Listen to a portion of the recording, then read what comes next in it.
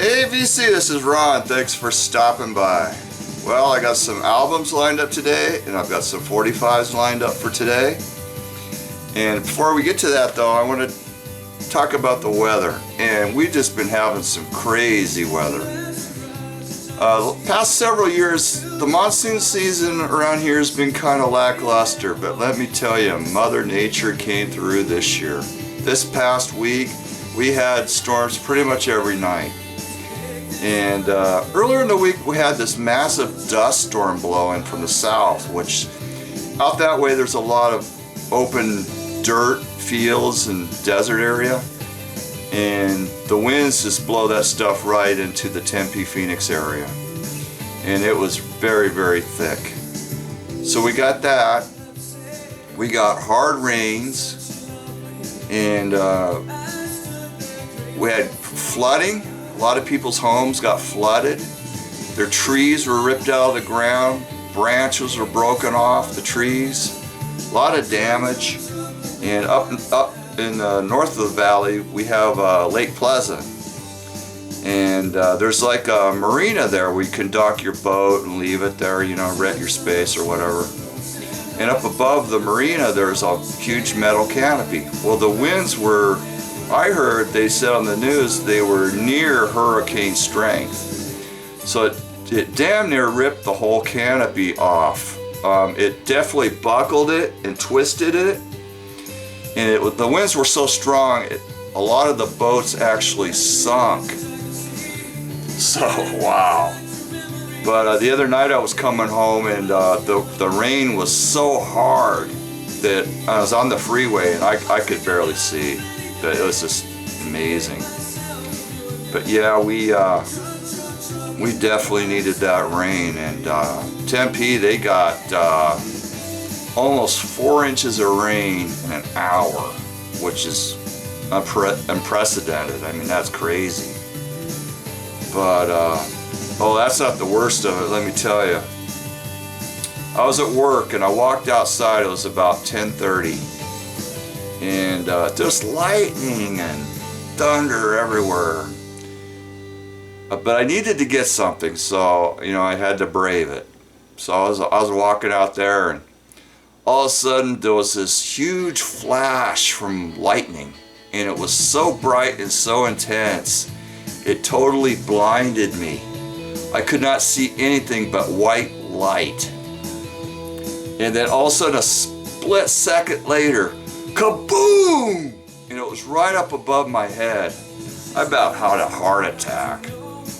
I mean, I've lived here my whole life, and I have never ever experienced a lightning strike that close before. It was just unbelievable. And it was just so loud. I mean, it really, when you have an experience like that, it really makes you realize how strong a power electricity is.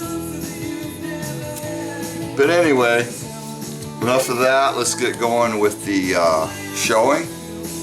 And what's on the turntable is the first album by the Gin Blossoms, Dusted. And this is their local album that was released here in Arizona.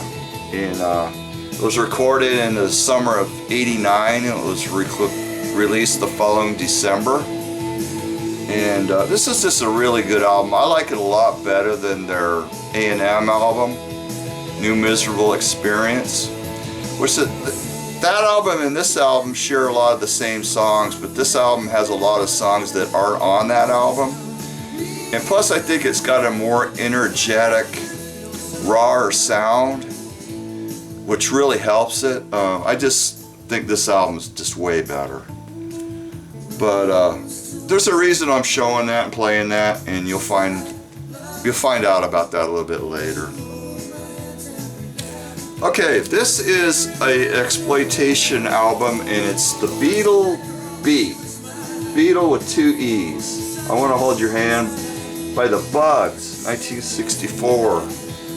This is one of those low budget albums, probably sold for 79 cents on the Cornet label. And this is a mono copy. There are stereo copies of this as well. And This is a good album. I mean, it didn't intend to be a low-budget album when it was originally recorded. It just ended up that way. So this band is actually not the Bugs. It's a New Jersey band by the name of the Coachman 5. And the Coachman 5 featured a certain individual who would become famous later on. He became the singer for the band Spooky Tooth, and he had some big hits in the 70s, Dreamweaver and My Love Is Alive, and that person is Gary Wright. So he plays organ and does backing vocal on that album. There's a whole Wikipedia on that album, so a lot of interesting facts about it. And the band basically got screwed. They thought that their music was going to come out as the Coachman 5, and it wasn't. It came out as that. And they never even got paid a penny for that album. So yeah, another case of the record company screwing the band. And I read that that is the first album that Mark Mothersbaugh from Devo ever bought as a kid. And he bought it thinking that it was a Beatles album. So that's in the wiki, so that was pretty weird to read. Okay, the next one I got is I filled a hole in my Kinks collection, and I got a mono face-to-face, pretty excellent condition, and it doesn't have that ugly hazy vinyl, you know, it's nice glossy vinyl. It does have the very common metal grommet up there in the corner, but other than that, nice copy, and that was like a consignment piece that somebody had brought into the store. So, and they weren't real greedy about the price on that, so I got a pretty fair price on that. This next one is an obscurity, underrated album, and it's the Hamilton Bass Band. And if I remember right, this album came out in '69. And it's their only album, and as you can see, it was a cutout, 50 cents. And this is good. It's very interesting musical arrangements on this album, and it's kind of arrangements that Frank Zappa would use, especially around his 1979 Chic Your Booty album. And there's a reason for that. There's a woman that plays on piano on this album. This is her right here, and her name is Ruth Romanoff. But when she joined Frank Zappa's band, she'd become Ruth Underwood. So it does have a bit of a Zappa feel in the musical arrangements. It's got it does have some fuzz, and it's got sort of tough sounding punky, soulful vocals. I think it's a pretty strong album, and it's not an expensive album. And I got that for like $12, and it was excellent condition. So yeah, one to check out. It's their only album. Here's another one that's kind of a obscurity, and it's one of the lesser mainstream albums from 1970. It's Henry Tree, Electric Holy Man. And the reason it's called Electric Holy Man, it does have some Christian style vocal or lyrics, but it's not real preachy. So it's a good, enjoyable album. I got a nice, clean white label promo copy of it. And they were influenced by the band Traffic, obviously. And in fact, they do a cover version of Dear Mr. Fantasy that's 7.5 minutes long, and that features a lot of nice guitar work. And the guitar on this is kind of like, you know, it's got that real fast jazz style guitar, but it's also got some fuzz tone stuff on it too. So here's another one that's sort of in that little bit of a religious vein, and it's Pearls Before Swine. These Things Too. And this is the band's third album, but it's also their first major label release on Reprise. And I got the first pressing with the orange top label, which wasn't around very long. So that label came out in like late 68, and it was around through 69, and then 70 Reprise came out with the solid tan label. So I was lucky enough to get a first pressing of this. I've been wanting this for a long time, you know. You just don't come across them out in the wild, and if you do, they're beat. Okay, I got a couple of newer pressings here to show. And this is Iron Butterfly live at the Galaxy 1967. And this was previously unreleased material. It was recorded July 4th, 1967. And it's got a lot of songs from their first album, and also it's got a lot of songs that would eventually end up on the third album, Ball. So this has early songs that would end up on Ball. And it also has 3 songs that would remain unreleased. And they're the last 3 songs on side 1. And those are originals. So, I mean, if you're an Iron Butterfly fan, this album's essential just for those 3 songs. The sound quality is a lot better than I thought it would be. The vocal track is a bit fuzzy, but the instrument tracks are quite loud and clear. I mean, nothing killer, but for what it is, it sounds good. And it comes with this insert. This is an inner sleeve, and it's got a little history of the band and recordings on the back, which is an interesting read, and it is on 500 copies of it. The sticker on the front says red, but this is more orange. 500 copies on red vinyl, and 500 copies on blue vinyl, then the rest of it will be black. 180 gram vinyl. So yeah, that's one definitely, and this is not an expensive album, so that's one to check into. And this next one I got is Sweeter Z, Zenith. And this was one that Tim Allen showed, and it looked interesting, so I come across a copy in the store, so I snagged it. And previously unreleased. It's got a booklet.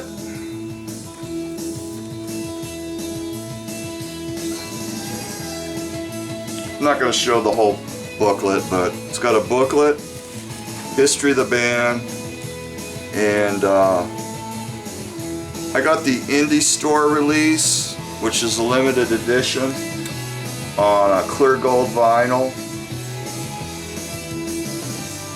The one that Tim Allen got, his is more fancy vinyl, multicolor, but he got the pre-order edition. And both the Indie Store and the pre-order edition are quite limited. I don't remember exactly how many copies, but pretty cool power pop, goes into some psychedelic areas, and very cool. I think it's from early 70s sometime, I can't remember. But yeah, really cool to check out. Then I got a reissue of Brian Jonestown Massacre, Strung Out in Heaven. This originally came out in 1998, and it did come out on vinyl back then. And this is a little bit later of a reissue. This is just excellent from start to finish. There is not a bad song on this whole thing. So this is definitely one to check out. Okay, I'm going to show a couple of bootlegs out of my collection that I've never shown. This is Neil Young, Like a Hurricane. And this is from 1982. This is an original first pressing. And it's got a nice gatefold cover. It's a live trance band in Europe, Gothenburg, Sweden.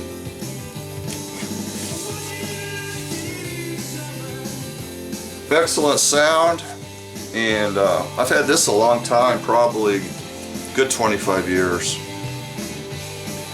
Interesting thing about that, made in Sweden. That's very unusual. Here's another one. It's The Doors. Weird Scenes Inside the Hollywood Bowl. The Unreleased Performances, July 5th, 1968. So this stuff was taken from the movie of the concert. And it's just all the stuff that Elektra didn't release on vinyl back in the 80s. It's on the Oedipus label. And it's on that vinyl, you know, where you hold it up to a light and you can see through it. So it's a nice vinyl.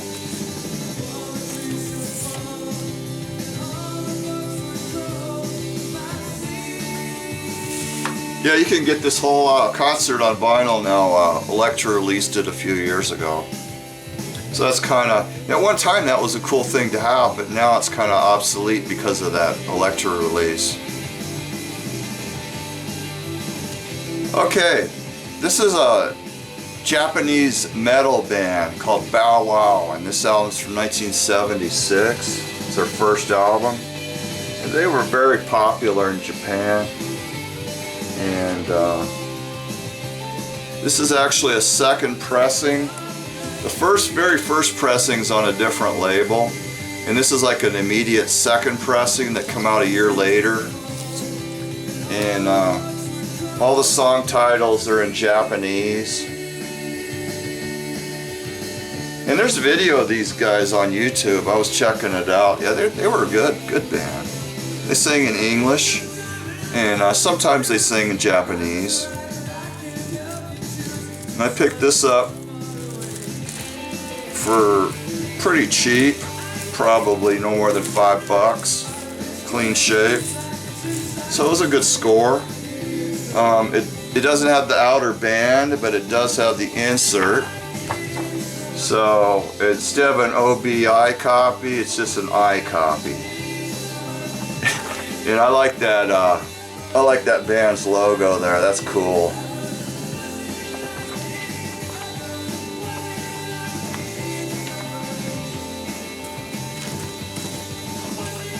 Alright, that does it for the vinyl showing. As far as the 12-inch, I've got some singles I want to show. And I actually got a lot of 45s to show, but I'm not going to show them all. I kind of went through, picked out the more interesting ones. And we're going to take a look at those. We're going to breeze through them. I'm not going to talk too much about them. But let's take a look. Alright, let's get going with these 45s. Gonna knock these out real quick. Start off with Blues Magoos, One by One, US Picture Slave. And this is from May of '67. This was off of their first album. And it has the non-album B-side track Dante's Inferno, which is sort of a free-form freak-out type of thing with yelling and moaning and guitar strumming and just general weirdness. Definitely the most far out thing that they ever released. And then we have the Rolling Stones, We Love You, back with Dandelion, non-album tracks.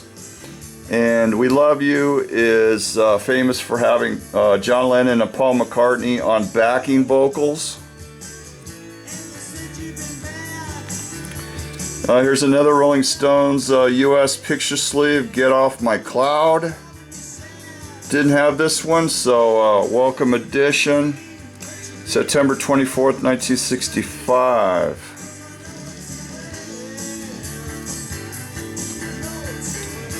Here's the Hombres, Let It Out. And this is unusual because it's on the Verve label. Released July of '67. Probably the place that this was pressed out hadn't got the new labels in yet, the Verve Forecast labels.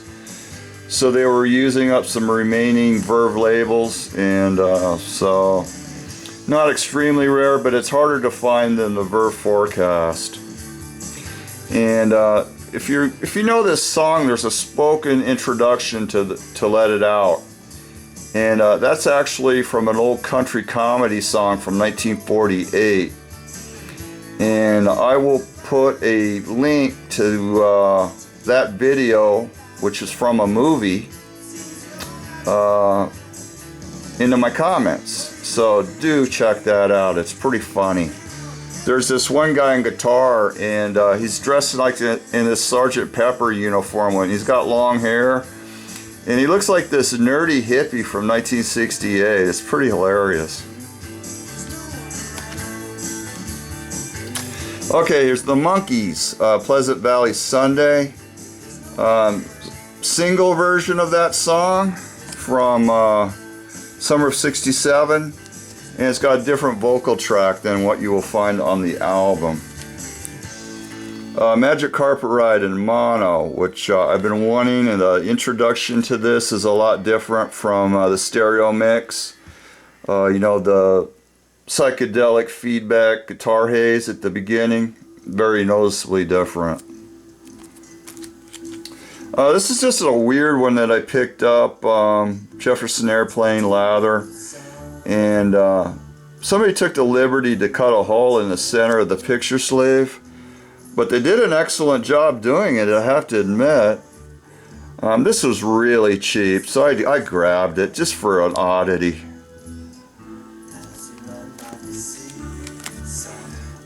Here's an instrumental version of Norwegian Wood by the Beatles. Interesting that it says "This Bird Has Flown," subtitled Norwegian Wood, instead of the other way around. Just sort of a poppy, acoustic instrumental. Kind of interesting, and there's the B-side. February of 1966.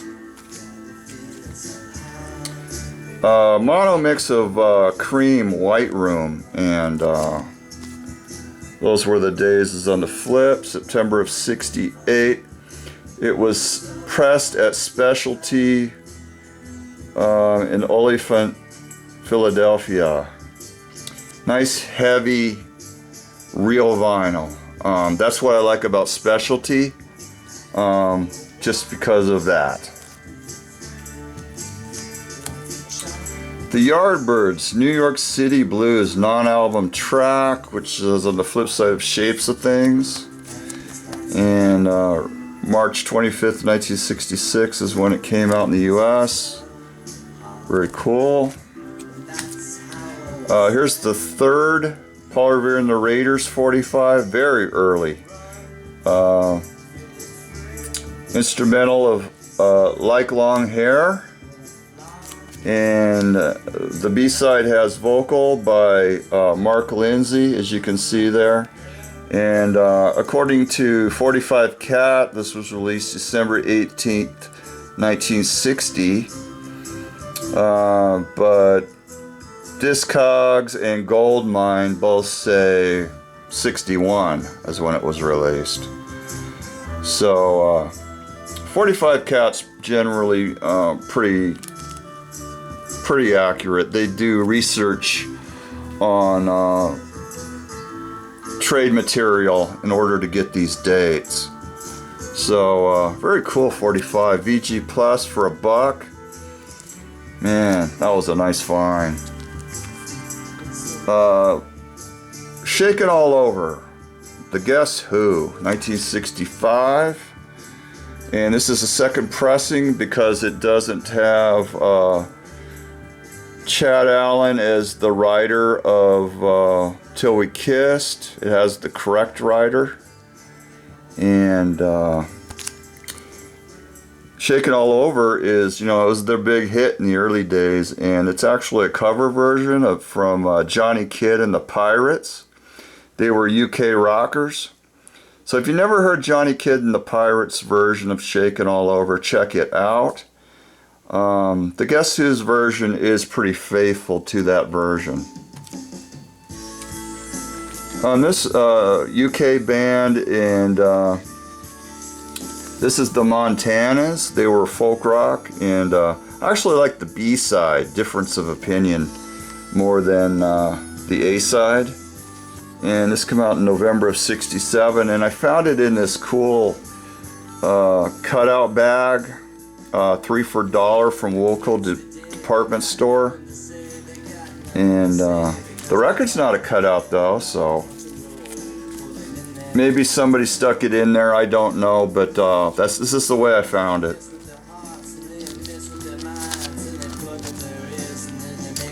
And then I got a couple of really cool Little Richard singles from the 60s. In the early 60s, he got on a religious kick and he was just doing spiritual music. He renounced rock and roll. So this is this record marks his return to rock and roll from June of '64, and just really excellent two-sider in the wild style of Little Richard. Just excellent cuts. So really glad to get that. And then the very next single, he signed with VJ Records. He did a cover version, A Whole Lot of Shaking Going On. And it's got Goodnight Irene on the flip from August of '64. And the VJ recordings are known for a time when Jimi Hendrix was in Little Richard's band. So it's very, very possible that Hendrix plays on these tracks. There's little documentation to prove which tracks he played on, but an album did get out on VJ, so he's going to be all over that album. So very, very cool. I was glad to get this. Good shape too. Both those Little Richards are in good shape. Okay, the final one I want to show is a amazing score that I got at the record store, and they did not know what they had. They put it out for $1.75, and it's in excellent condition, and it's a rare Arizona piece. So I collect Arizona stuff, so I was really, really glad to get it. And it's by a new wave band called the Psalms. This is from 1982. This is their first and only vinyl release. And this band is known for being pre-Gin Blossoms. It has Bill Lean on bass and Doug Hopkins on guitar, who would both be in the Gin Blossoms years later. So recorded October of 1982. Hopkins wrote both songs, and this is just really good new wave rock. Not real hard, but it's just in a nice British style, and it's actually autographed by Jim Swafford on the front, who is the singer. So very cool. So that was a nice shape too. And here's the record. It's the A side. The story I was told. In the B side is Christmas Island. I like Christmas Island better. It's less commercial sounding. So, wow. I've only seen one other copy of this record, and that was probably 25 years ago. And they just don't change hands. I was looking on popsych.com. Only 2 copies have sold in recent years, and so those brought good money. So I'm figuring that copy anywhere from $100 to $150 I could probably get pretty easily. So that's gonna do it for this video, and we've been listening to the Brian Jonestown Massacre album that I showed earlier. So that's going to be enough talk and rock. Everybody have a good week, and I'll catch you next time. Bye.